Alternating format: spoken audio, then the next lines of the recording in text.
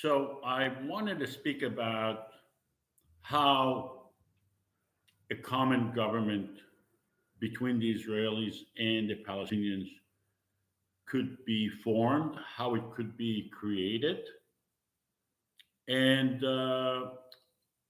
what would be the benefit of having such a government.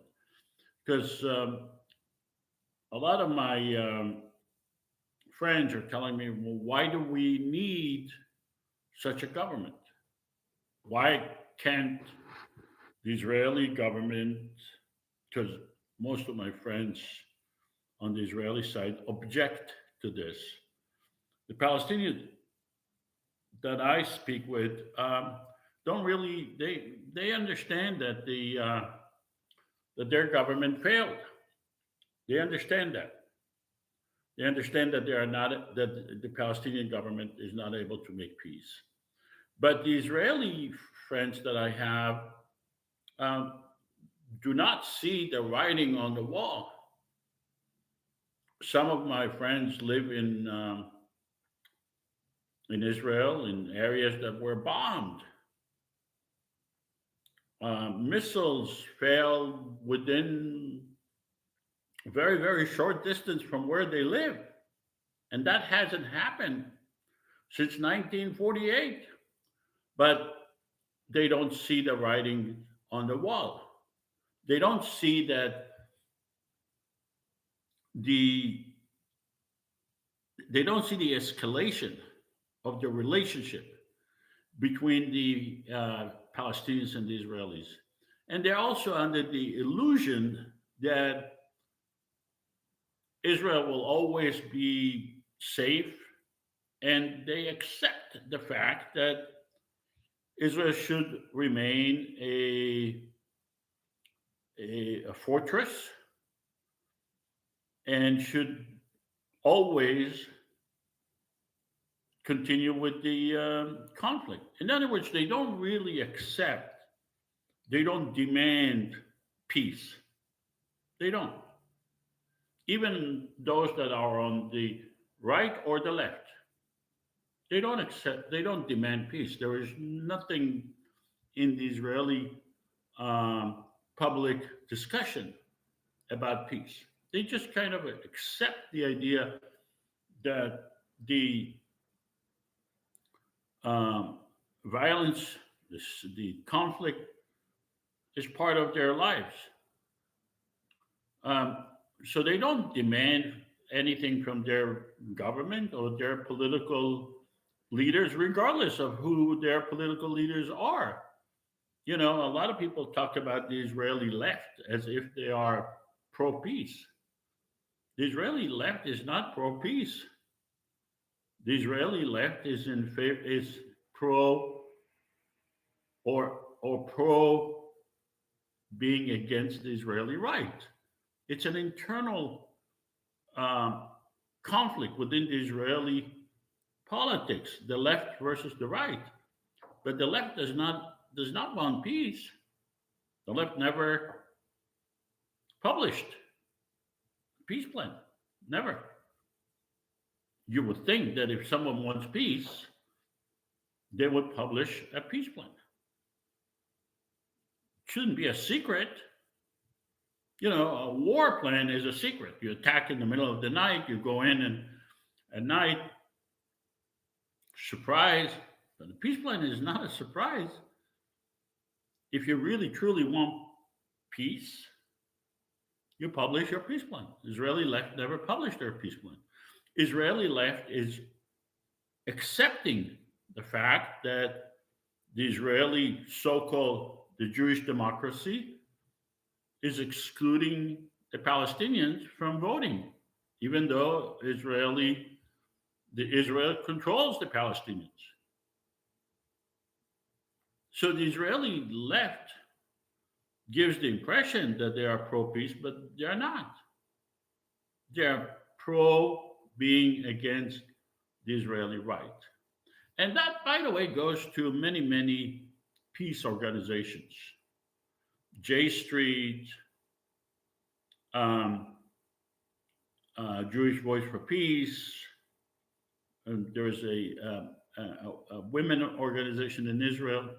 They all said we want peace, but we want an agreement. In other words, they are limiting their vision. They said there has to be an agreement, but God forbid a true democracy with the Palestinians is not accepted. God forbid publishing your peace plan is out of the question.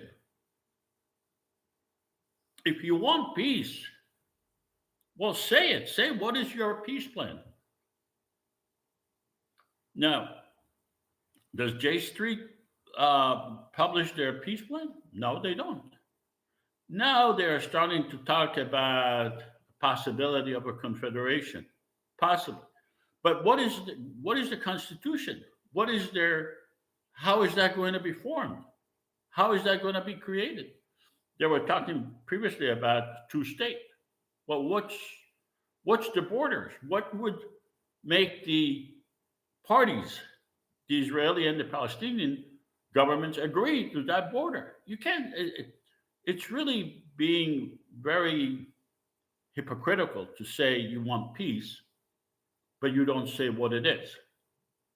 Peace does not come from thin air.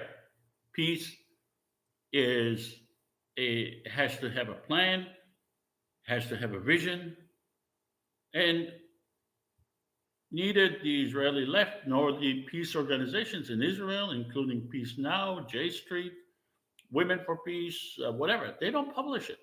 They just demand it, but they don't really say what is their vision for peace. Like saying I'm for health. Well, how do you get to health? Is your health? Are you supporting surgeries? Are you supporting medication? Are you supporting exercise? Are you supporting healthy living? You need to say it. So I started by asking the question: why do we need a common government? What would a common government be able to accomplish that the Israeli government or the Palestinian government, for that matter, are not able to accomplish? Good question. Well, let's start with the fact that the Israeli government does not represent the Palestinians by their own admission. When they have an election, the election is for Israelis only, for 9 million people. You have 14 million people in the West Bank, Gaza, Jerusalem, and Israel. So by its own admission, it doesn't represent the Palestinians. But the Israeli government controls the whole area. It controls the West Bank, Jerusalem, and Gaza. And don't tell me they don't control Gaza, because they do. They control the air. As we see right now, they also bomb Gaza. They control the sea near Gaza. They control the borders. They control the economy. They control the infrastructure. Nothing can come into Gaza without Israel's permission. So don't um, live under the impression that Israel left Gaza. Israel controls Gaza. Israel did not leave Gaza. Israel is managing Gaza the way it wants. But Israel controlled Gaza and controlled the West Bank and Jerusalem the way it wants, but it's not able to. It's not Gaza and the West Bank and Jerusalem are not part of the Israeli system. They're not allowed to vote. They're not Israeli citizens by design.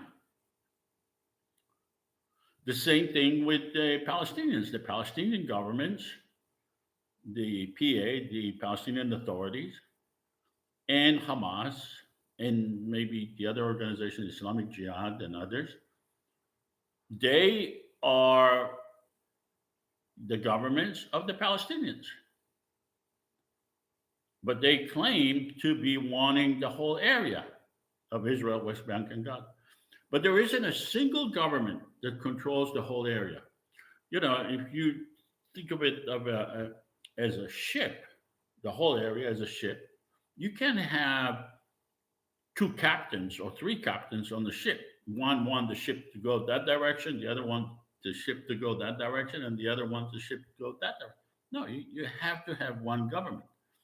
The reason you want to have one government is to have one vision for the entire area, one vision for the whole ship. That someone competent, someone that has the support of all the passengers on the ship, or most of the passengers on the ship, someone that truly represent the passengers on the ship, and I'll talk about that later, how how a common government will truly represent all of the people. If that government has the vision, it has the responsibility for the entire area, then it not only has the ability to make peace within the people in the area, but it also has the ability to make peace for the whole area of Israel, the West Bank, Gaza, and Jerusalem with the neighbors, because it speaks as with authority, speaks with authority in relations to the entire area. And not only in relation to the entire area, but in relation to the entire international community. So if it has a common parliament, if it has a common president, common judicial system, then it legitimately represents the entire area, and it has the ability to make demands. It has the ability to negotiate peace, economy, environment, travel with the entire area. So the notion that the Israelis and the Palestinians are best served by different governments with a person with two heads or three heads is just preposterous. It doesn't make sense. You have to have one government for the whole area. So that's the reason why we want to have a government for the area. So now, if you are a Palestinian, you say, yeah, one government is good, but what about my government, the Palestinian government? Because I trust my security is with the Palestinian government, even though, like I said at the beginning, Palestinians understand that their governments are failing and that they don't really give them peace and prosperity. But if you're Israeli, you say the exact same thing. Oh, no, no, no! I don't want to have one government. I don't trust the Palestinians. The Palestinians want to throw me into the ocean. Palestinians are my enemy. Are you? It doesn't make sense. As they tell me, Joseph, are you crazy to have one government with the Palestinians? They'll throw us into the ocean. Where have you been living in the last 60 some years that I was living? And so I understand both sides and want to have their government, their security, their prosperity, their military, because they trust the military, especially on the Israeli side. They're very nationalistic and they trust the military.